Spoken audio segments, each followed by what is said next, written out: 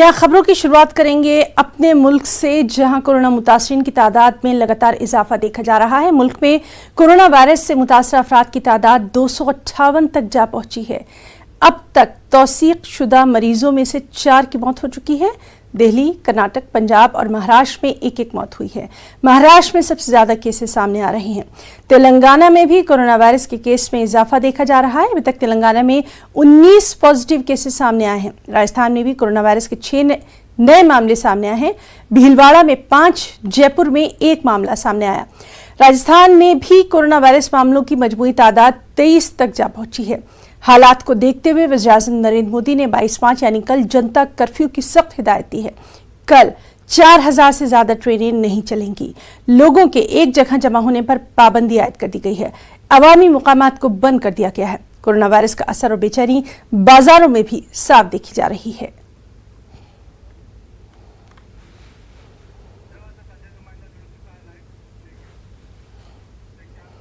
और चलिए सीधे रुख करेंगे हैदराबाद का, जहां हमारे साथ मौजूद हैं हमारे साथी संजय तिवारी। संजय, लगातार कोरोना के ताल्लुक से हम तमाम तर लोगों को अपडेट दे रहे हैं और हमारा मकसद यही है कि घबराना नहीं है, पैनिक नहीं होना है, बल्कि खुद अपनी एहतियात करनी है। आज आपसे तेलंगाना का हाल जानना चाहेंगे और साथ ही साथ जिस तरह से आंध्र प्रदेश में एक अच्छी पहल की जा रही है उसके ताल्लुक से भी जानना चाहेंगे। संजय।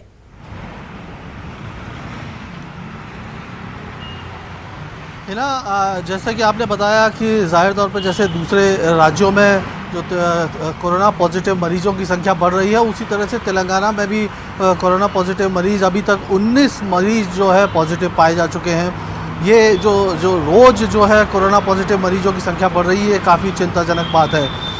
इसको लेकर सरकार जो है तेलंगाना में भी, आंध्र प्रदेश में, दोनों जगह गंभीर है और सरकार जो है वो घर घर जाकर सर्वे कर रही है ताकि आंध्र प्रदेश में पता लगाया जा सके कि कोरोना वायरस के इस तरह के लक्षण किन किन लोगों में हैं। मैं आपको एक बात बताऊं हिना, जो सबसे अहम अभी हमें नई जानकारी, अभी ताज़ा जानकारी मिली है कि जो कोरोना वायरस की जांच के लिए जो किट हैं, वो किट की काफ़ी इस देश में इस समय हिंदुस्तान में थोड़ा सा परेशानी हो रही है। और वो किट जो नेशनल इंस्टीट्यूट ऑफ वायरोलॉजी है, वहाँ पर जहाँ उनकी लैब्स हैं, वहाँ पर उनकी जाँच होने के लिए एक ख़ास किस्म की किट की ज़रूरत होती है। जब मैं आपको बताऊं कि जैसे जो सैंपल आता है उसका पहले आरएनए निकाला जाता है और आरएनए के बाद उसमें कुछ टेस्ट लगाए जाते हैं। उससे पता लगता है कि ये कोरोना वायरस इसके जो सैंपल में है या नहीं। वो खास किस्म की किट जो है वो FDA से अप्रूव होनी चाहिए या Indian council of medical research से अप्रूव होनी चाहिए। इस तरह की किट्स जो है वो काफ़ी कम हैं और ये एक सबसे बड़ी चिंता की वजह है, क्योंकि अगर संख्या इस तरह से बढ़ती गई और जांच के जो हर पेशेंट की जांच करना ज़रूरी हो रहा है, तो ऐसे में वो किट कहाँ से उपलब्ध होंगी, ये बड़ा सवाल है।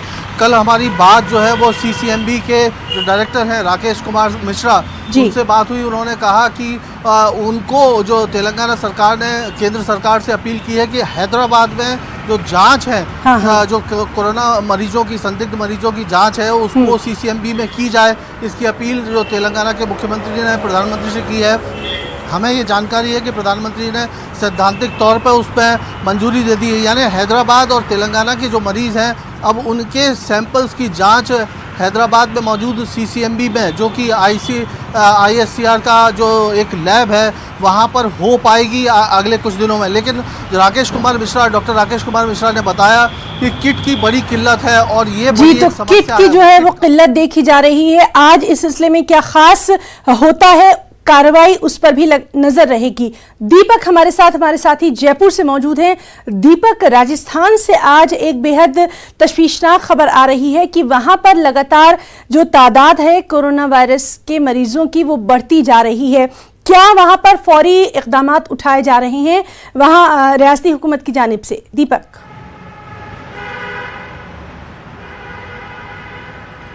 देखिए ना, निश्चित तौर पर लगातार जिस तरीके से पॉजिटिव मरीजों की संख्या में जो लगातार बढ़ोतरी हो रही है, उसको लेकर राजस्थान की हुकूमत जो है वो भी कहीं ना कहीं संजीदा यहाँ पर नजर आ रही है। राजस्थान के मुख्यमंत्री जो हैं अशोक गहलोत, वो लगातार खुद मॉनिटरिंग कर रहे हैं। दिन में 2-2 बार उनकी तरफ से बैठ के जो है जो यहाँ पर की जा रही है और लगातार नजर वो यहाँ पर बनाए हुए हैं। जिस तरीके से केंद्र की हुकूमत ने लगातार निर्देश जारी किए या फिर जो अपील प्रधानमंत्री ने की जनता कर्फ्यू की, उसके बाद में राजस्थान की सरकार भले ही जो दल है, उनके राजनीतिक दल हैं, वो भले ही अलग अलग हों, लेकिन बावजूद इसके राजस्थान की हुकूमत ने ये कहा है कि वो पूरी तरीके से सहयोग करेगी कोरोना से निपटने के लिए। और उसी की वजह है कि जो जयपुर में मेट्रो चलती है उसको लेकर भी निर्देश यहाँ पर जारी कर दिए गए हैं कि जो जयपुर मेट्रो है वो तक यहाँ पर रविवार को जनता कर्फ्यू के दिन बंद रहेगी। इसके अलावा जो जयपुर के अंदर लो फ्लोर बस सेवा चलती है उसको भी यहाँ पर बंद करने का, माफ कीजिएगा, 28 जो शेड्यूल है उसके 28 मार्गों पर वो यहाँ पर बंद करने का फैसला ले लिया गया आगामी निर्देशों तक। इसके अलावा एक बड़ी जो यहाँ पर एक तरीके से हम कहें कि जो सावधानी बरतने के लिए जो कोशिश की गई है वो ये है कि यहाँ पर जो कुछ विभाग है, सरकारी महकमे हैं, उनके अंदर ये निर्देश जारी कर दिए गए हैं कि 31 मार्च तक आम जन जो है, जो जनता है, उसकी एंट्री बिल्कुल बंद रहने वाली है।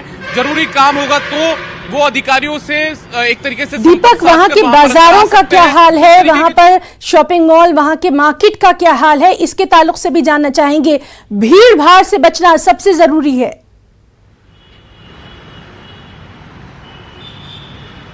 देखिए, बिल्कुल जिस तरीके से जो मॉल्स है उनमें भीड़ कम देखने को मिल रही है। हालांकि जिस तरीके से 2 दिन से इस तरीके की बाजार में एक अफवाह जरूर देखने को मिल रही है कि शटडाउन हो सकता है, तो ऐसे में जो सब्जी मंडियां हैं, जो किराना मार्केट है, जो मॉल जिनके अंदर बड़े शॉपिंग जो किराने की मॉल चलते हैं, आउटलेट हैं, वहां पर जरूर यहाँ पर भीड़ भाड़ देखने को मिल रही है।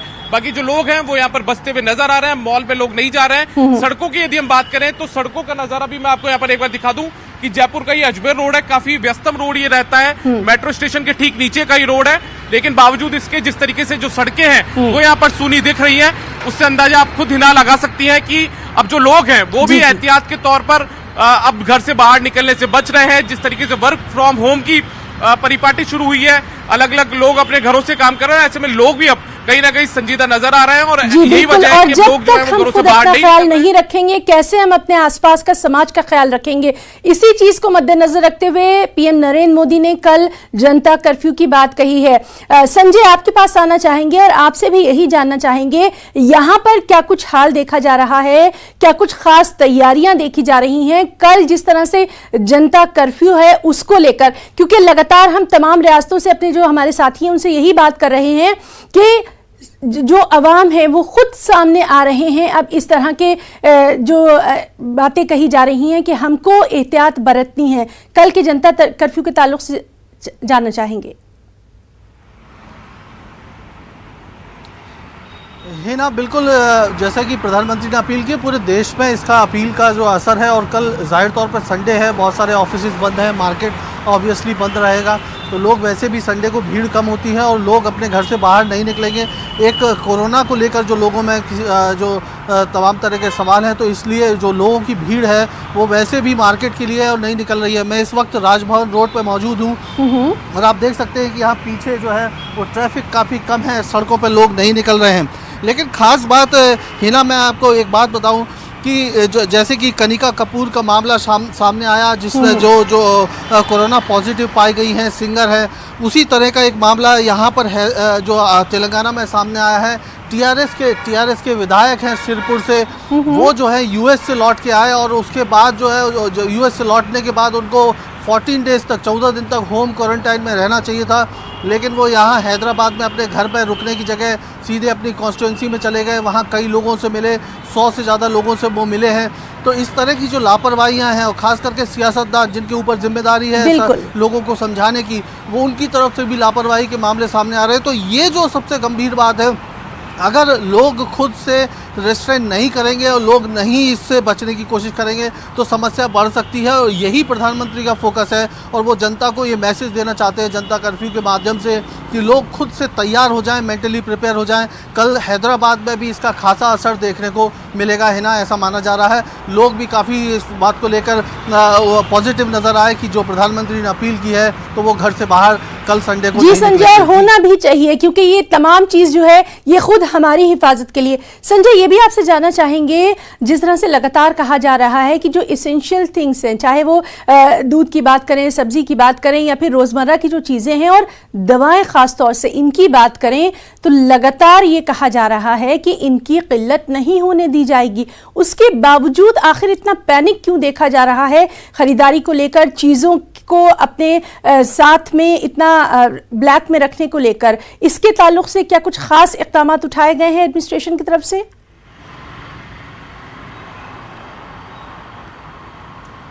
हिना, जो सरकार की तरफ से जो है वो किसी भी तरह के मॉल या मार्केट को बंद करने के आदेश नहीं है। मॉल या मार्केट जो है वो उसी तरह से खोले जा सकते हैं, लेकिन जो है ग्राहक बाहर नहीं निकल रहे हैं। एक बात यह है, और दूसरी बात, लोगों को लग रहा है कि कहीं आगे न पीछे हो सकता है आने वाले दिनों में कोई ऐसी सूरत हाल बन जाए कि उनको सामान मिलना मुश्किल हो जाए। तो ये जो मन में एक भय का वातावरण पैदा हुआ है, उसकी वजह से लोग जो है ज़्यादा सामान खरीदने की कोशिश कर रहे हैं। और वो इसी को लेकर प्रधानमंत्री ने अपील की कि जैसे जिस तरह से जितनी ज़रूरत है उतना ही सामान खरीदें। ये मत सोचें दिमाग में कि कोई समस्या पैदा होने वाली है, लेकिन लोग जो है वो जो पैनिक एक माहौल बन रहा है, और हम दर्शकों को लगातार बता रहे हैं कि पैनिक होने की ज़रूरत नहीं है, सिर्फ होशियार रहने की ज़रूरत है, सतर्क रहने की ज़रूरत है। लेकिन लोग जो है वो इस माहौल की वजह से जी संजय, लगातार तमाम नाज़रीन को जानकारी देने का मकसद भी यही है कि पैनिक नहीं होना है, प्रिकॉशन लेना है, एहतियात करना है। और जिस तरह से जनता कर्फ्यू की बात की गई है वो हम सब की भलाई के लिए की गई है, वो जो चेन है उसको तोड़ने के लिए बात की जा रही है, इसके लिए भी हमें खुद कदम उठाने होंगे। और संजय, आप भी अपना बहुत ख्याल रखिए, तमाम फील्ड में जो हमारे साथी हैं वो अपना खुद बहुत ख्याल रखिए। बहुत बहुत शुक्रिया आपका तमाम तर तफसीली जानकारी के लिए। और नाज़रीन, इस वक्त बड़ी खबर